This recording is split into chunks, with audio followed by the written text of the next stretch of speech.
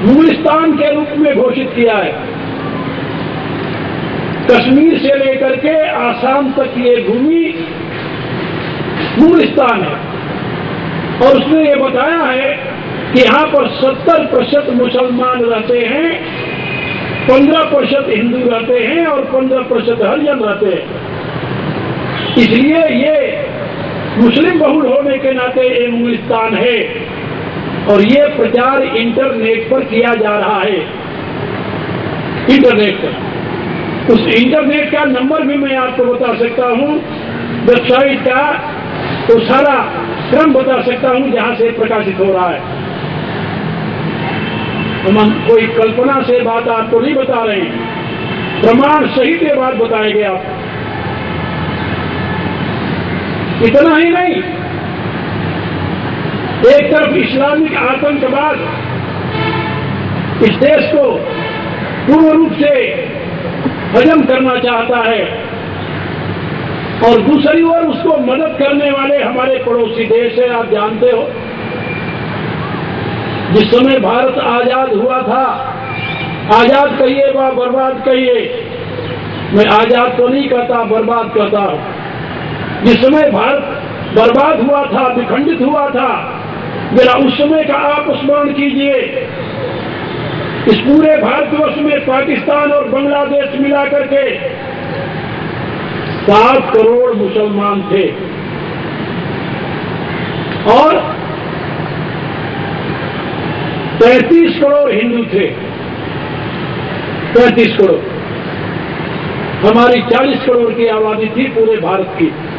लाखों की तादाद में साल भर में हिंदू मुसलमान यानी क्रिश्चियन बनाए जा रहे हैं। उस अवस्था में यदि आप लोग ऐसे गीत गाते रहोगे, परिणाम क्या होगा जरा सोचिए तो। याद रखना, वेद का एक वाक्य है, न ऋते शांत से सखाए देवा। जब तक आप अपनी शक्ति लगाकर थक नहीं जाते, तब तक परमात्मा आपकी सहायता के लिए नहीं आता, देव आपकी सहायता के लिए नहीं आएगा। ऐसे ही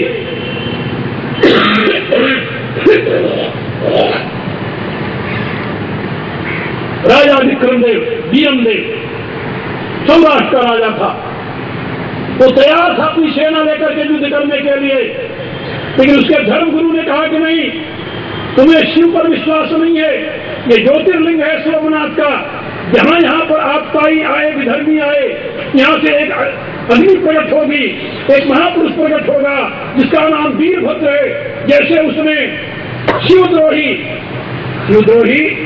पक्ष का सर काट करके उसको दंड दिया था, वैसे इन आपताइयों को दंड देगा, तुम चिंता क्यों करते हो।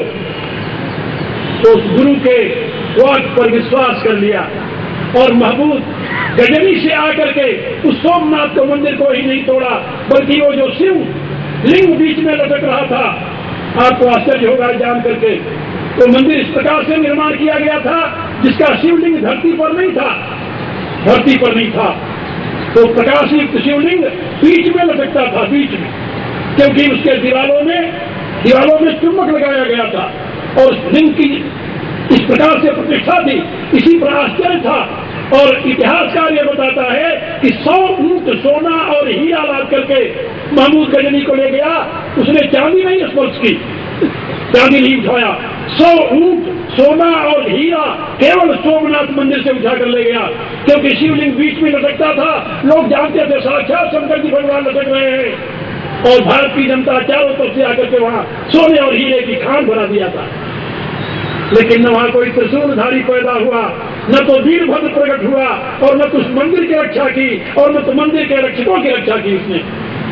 मेरे कहने का अभिप्राय, आपका विश्वास आपके साथ रहे, हमें इसमें कोई आपत्ति नहीं है, लेकिन आप कहीं अंधविश्वास में पड़ करके अपने राष्ट्र की अस्मिता को ही न गंवा दे, हमें ये भय।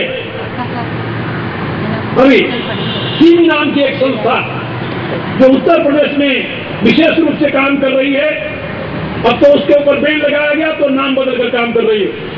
उसके नाविकों ने घोषित किया, क्या घोषित किया जानते हो? उन्होंने कहा कि बाबर केवल 100 घोड़सवार लेकर के आया था उसके वंशजों ने 400 वर्ष तक देश पर राज किया। हमारे पास तो 10 लाख जवान हैं, हम सिमी के 10 लाख जवान हैं, हमें यहाँ पर राज करने में क्या अंतर पड़ सकता है, क्या देरी हो सकती है? मैंने जब भारत सरकार को इस विषय में लिखा तो हमारे गृह मंत्री ने उन दिनों एक वक्तव्य दिया कि हमारे पास कोई पुष्ट प्रमाण नहीं है कि सिमी देशद्रोह का काम कर रही, इसलिए हम उस पर कोई प्रतिबंध नहीं लगा सकते। लेकिन बाद में कहीं से उनको प्रमाण मिल गया और उन्होंने उस पर प्रतिबंध लगा दिया। लेकिन किसी संस्था पर प्रतिबंध लगाने से किसी संस्था का वजूद नष्ट नहीं होता, किसी विचारधारा पर प्रतिबंध लगाने से उस विचारधारा का वजूद नष्ट नहीं होता, किसी विचारधारा का विरोध करने से उस विचारधारा का अस्तित्व नष्ट नहीं होता।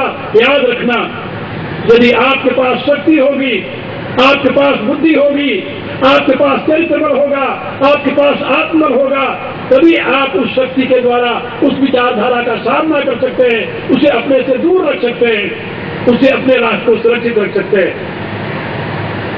और दूसरी दिशा मैं आपको और बताने जा रहा हूं, उस पर भी आप विचार करें। इस समय देश में अभी जो हमारे स्वामी ज्ञानानंद जी बता रहे थे, किस प्रकार से हमारे नौजवानों के चरित्र को भ्रष्ट किया जा रहा है। किसी भी घर में जाइए, नौजवान के कमरे में प्रवेश कीजिए, या तो वहां पर किसी क्या कहते हैं फिल्मी स्टार या फिल्मी तारिका, तारा या तारिका किसी नाम ले लीजिए, उसका चित्र दिखाई देगा आपको। लेकिन वहां पर किसी वीर पुरुष का चित्र नहीं दिखाई देगा, वहां राणा प्रताप का नहीं मिलेगा चित्र, वहां गुरु गोविंद सिंह का चित्र नहीं मिलेगा, वहां शिवाजी मराठा का चित्र नहीं मिलेगा, वहां सुभाष चंद्र का चित्र नहीं मिलेगा। वहां चित्र मिलेगा किसका? आजकल के उन नचनियों का, स्टेज पर नाच करके आपको लुभाने वालों का, उन नृत्यांगनाओं का जो अपने चलचित्रों के द्वारा आपको लुभाती रहती है। वही उनके आदर्श बने हुए आज हमारी लड़कियां वही वस्त्र पहनती हैं जो एक तारिका पहन करके बाहर निकलती है। आज हमारे लड़के वही ड्रेस पहनते हैं जो एक यानी फिल्म स्टार पहनकर निकलता है। इनके आदर्श कौन है आज? अभिनेता। और हमारे जितने बूढ़े जन हैं, इनके आदर्श कौन है? वर्तमान के नेता। जितने व्यवसायी, इनके आदर्श कौन है? कर्मचारी, इनके आदर्श कौन है? वर्तमान के नेता। और यदि किसी से पूछो ये तुम क्या कर रहे हो, इतना अनाप शनाप बेईमानी और धोखेबाजी करके क्यों धन इकट्ठा कर रहे हो, तुम्हारे किस काम आएगा, तो जानते हो क्या उत्तर देता है वो? पहले हमारे यहाँ जब किसी कहा जाता था कि भाई बेईमानी क्यों करते हो, इसका परिणाम तुम्हारे बाल बच्चों के सामने आएगा। और कोई किसी को बेईमानी करने के लिए कहता था तो कहता था नहीं भैया मैं नहीं कर सकता, क्योंकि मैं बाल बच्चे वाला आदमी हूं, मैं बड़ा अन्याय कैसे कर सकता हूं। और आज जब किसी से कहिए तो कहता है महाराज मैं आपकी तरह महात्मा नहीं हूं, मैं बाल बच्चे वाला आदमी हूं, हम ये ना करेंगे तो हमारा परिवार कैसे चलेगा। यानी आजकल बाल बच्चे वाला होना बेईमानी का सर्टिफिकेट मिला हुआ है, उसे अन्याय का सर्टिफिकेट मिला हुआ है, समाज को लूटने का सर्टिफिकेट मिला हुआ है। क्या कहा जाए? जब किसी राजनेता से मैं पूछता हूं कि भैया क्या कर रहे हो तुम लोग, तो कहता है क्या करें महाराज, एक एमपी के इलेक्शन लड़ने में आपको मालूम है कितने करोड़ रुपए खर्च होते हैं, कहां से आएंगे?